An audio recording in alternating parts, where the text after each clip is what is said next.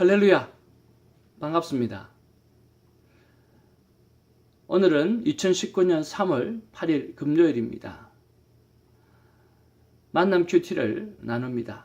하나님의 말씀은 히브리서 4장 12절로 16절까지의 말씀입니다. 오늘 나에게 주시는 하나님의 음성은 아들아, 나는 내 마음속 깊은 끝까지 다 알고 있단다. 내 소원을 마음에 두지 말고 다 털어놓으렴 하시는 하나님의 음성을 듣습니다. 여러분들은 오늘 이 본문 말씀을 통해서 또 하나님을 만나시고 또 하나님께서 여러분을 향해서 이름을 부르시면서 무엇을 말씀하실까 라고 하는 것을 한 센텐스로, 한 문장으로 만드셔서 하루 종일 그 말씀을 묵상하는 데에 큰 도움이 되고 힘이 되어지기를 주님의 이름으로 축복을 드립니다. 본문의 요약과 본문을 이해를 돕기 위해서 여러분에게 잠깐 나누기를 원합니다. 오늘 본문은 크게 두 가지로 볼 수가 있습니다. 12절로 13절까지 하나님의 말씀은 살아서 역사하신다고 기록하는 것입니다. 특별히 12절에 보면 우리가 너무나 잘 아는 말씀인데 이렇게 말씀을 기록하고 있습니다. 하나님의 말씀은 살아있고 활력이 있어 좌우의 날선 어떤 검보다도 예리하여 혼과 영과 및 관절과 골수를 찔러 쪼개기까지 하며 또 마음의 생각과 뜻을 판단하느니, 이렇게 하나님 말씀은 살아서 활력이 있다. 그리고 좌우의 날선 어떤 검보다도 예리하다라고 말씀하고 있습니다. 그리고 14절에서 16절은 예수 그리스도는 하나님의 약속이심을 기록하고 있습니다. 특별히 큰 대제사장으로 소개하고 있는 것이죠. 14절에 보니까 그러므로 우리에게 큰 대제사장이 계시니 성천하신 이 곧 하나님의 아들 예수시라. 우리가 믿는 도리를 굳게 잡을지어다 라고 그렇게 말씀하고 있습니다. 바로 예수 그리스도는 바로 하나님의 약속이고 그 약속대로 우리에게 주어졌으며 그 주어진 그 예수님께서 우리에게 때를 따라서 도우시는 하나님으로 오늘 성경은 기록하고 있는 것입니다. 오늘 본문 이해를 돕기 위해서 조금 평신도 분들이 이해하기 어려운 부분들에 대해서 잠깐 도움을 드리고 싶습니다. 12절에 보면 하나님의 말씀은 살아있다라고 하는 부분에서 여러분 생각되어지는 말씀이 기억나실 줄 모르겠습니다. 잘 아시는 성경 구절인데요. 요한복음 1장 14절입니다. 말씀이 육신이 되어 우리 가운데 거하심에 라고 하는 말씀이 있죠. 자, 여러분 보시면 하나님의 말씀은 살아있다. 살아있다. 그러고 보니까 정말 요한복음 1장 14절의 말씀처럼 말씀이 육신이 되어 살아서 우리 안에 거하셨다라고 하는 말씀이 정말 예수 그리스도를 통해서 확정되어지고 증거되어졌다는 사실을 발견할 수가 있는 것이죠. 바로 이 부분을 오늘 그리스도께로 돌아온 유대인들에게 말씀하고 있는 거죠. 바로 그 예수님이 하나님의 살아있는 그분이 말씀이 살아서 우리 가운데 거하셨던 바로 그분이라고 말씀하는 거죠. 그리고 14절에 보면 대제사장인데 큰 대제사장이라고 크다라고 하는 것을 표현해 두었습니다. 유대인에게 있어서 최고의 영적인 권위자인 대제사장보다 더 크신 분이 바로 예수님이라고 하는 것을 오늘 크다라고 하는 큰 대제사장이라고 하는 표현으로 그렇게 설명해 주고 있습니다. 그리고 15절에 모든 일에 우리와 똑같이 시험을 받으신 이로되 라고 말씀하고 있는데, 지금 이 히브리서는 기독교로 개정한 유대인에게 힘겹고 어려운 상황을 생각하면서 그렇게 편지를 쓰는 것이었습니다. 그러니까 오늘 이 말씀을 통해 가지고 오늘 기독교로 교정한 유대인들, 너희들이 힘겹고 어려운데 오늘 너희들뿐만 아니라 예수님도 똑같은 인간으로서 시험과 핍박을 받았다. 그렇기 때문에 너희들만 받는 것 아니고 또 예수님께서 모든 그 핍박과 시험을 이겨냈던 것처럼 인내하게 되어지면 반드시 좋은 열매가 주어질 것이라고 하는 그런 위로의 말씀, 격려의 말씀, 힘이 되어주시는 말씀으로 말씀해주고 있다라고 하는 것이죠.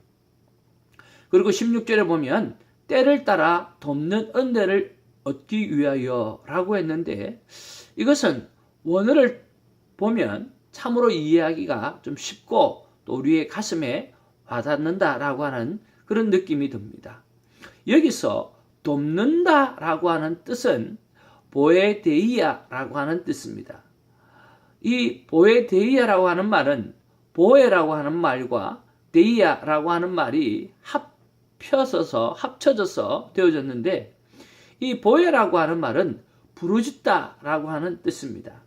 그리고 데이아라고 하는 것은 하나님이라고 하는 뜻인데 이것을 합쳐보면 무슨 뜻일까요? 이것을 합쳐서 나타내는 뜻이 돕는다라고 하는 뜻으로 나타났다라고 하는 거죠. 다시 말하면 하나님께 간절히 부르짖는 어떤 절망적인 순간, 하나님 앞에 정말 간절히 부르짖을 수밖에 없는 그런 절망적인 순간이 곧 하나님이 도우실 때라고 하는 것을 말하고 있다라고 하는 것입니다. 사랑하는 존귀한 하나님의 백성 여러분, 오늘 저와 여러분의 삶이 좀 절망스럽고 오늘 이 기독교로 교정한 유대인의 삶이 얼마나 힘이 들었으면 오늘 이렇게 말씀하셨겠습니까? 오늘 우리의 삶이 힘들다 할지라도 그때 하나님 앞에 부르짖어 주십시오. 오늘 부르짖을 때 하나님께서 도우실 때라고 하는 것을 기억하시면서 오늘 하루도 부르짖는 저와 여러분의 삶이 있기를 주님의 이름으로 축복을 드립니다. 자, 그러면 우리가 그 다음으로 봐야 될 것이 바로 다양한 묵상 질문과 나의 묵상 질문입니다. 우리가 더 깊은 묵상을 하려고 하면 우리에게 중요한 것은 묵상 질문인 것입니다. 오늘 본문을 통해서 우리는 여러 가지로 묵상 질문을 던지고 하나님과 대화를 나눌 수가 있습니다. 첫 번째는 살아있는 말씀이 내 안에 역사하려고 하면 어찌하면 되는가요? 라고 우리가 물어볼 수 있죠. 하나님의 말씀이 살아있다고 했지 않습니까? 그러면 그것이 내 안에 역사하려고 하면 어떻게 해야 되는지 우리가 성령 하나님 앞에 물어보는 것 참 귀중하다고 생각이 들고요.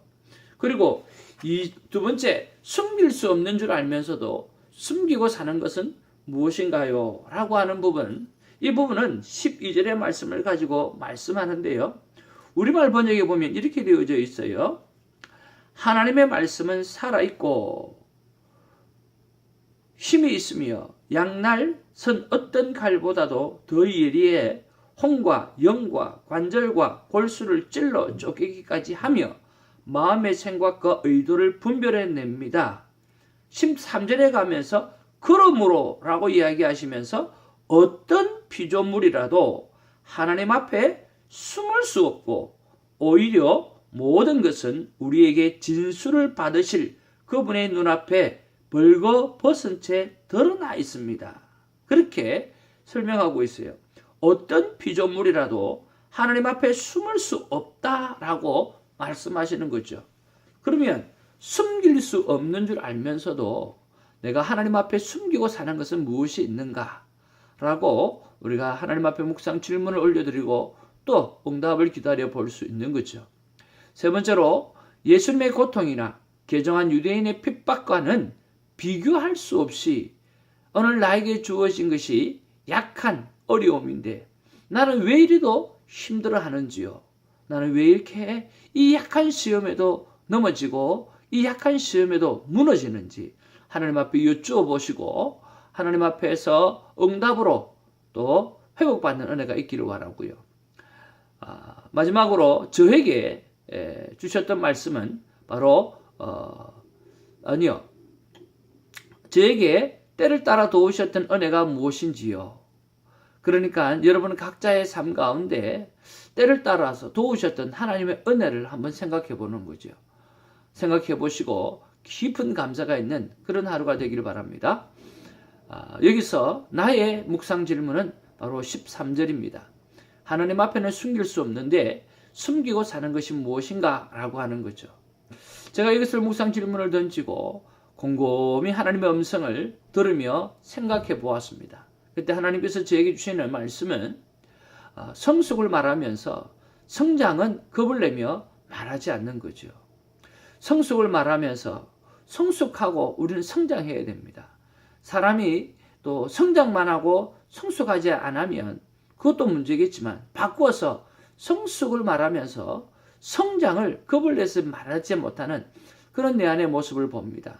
큐티반과 교회의 숫자적인 성장이 오늘 우리에게 필요한데 하나님 도와달라고 기도해야 될 필요성을 느끼는 거죠. 그리고 거대한 하늘나라의 비밀을 상세히 알려달라고 하는 기도를 내가 잘하지 않는다라고 하는 것을 알았습니다. 하늘만 쳐다보아도 하늘이 얼마나 위대합니까?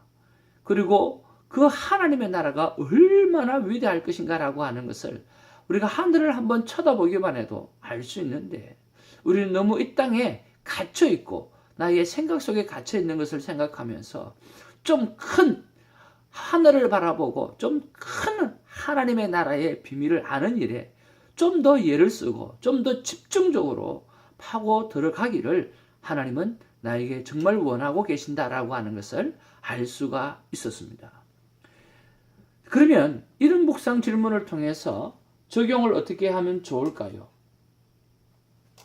큐티의 열매는 바로 순종입니다. 절대 순종이 답인 것이죠.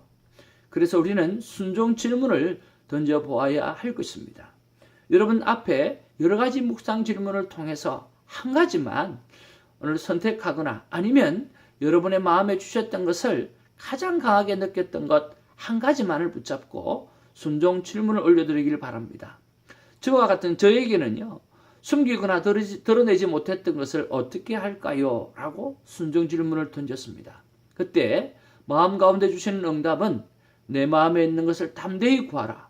그러면 내 마음에 합당한 응답이 너를 평안 가운데로 인도할 것이다.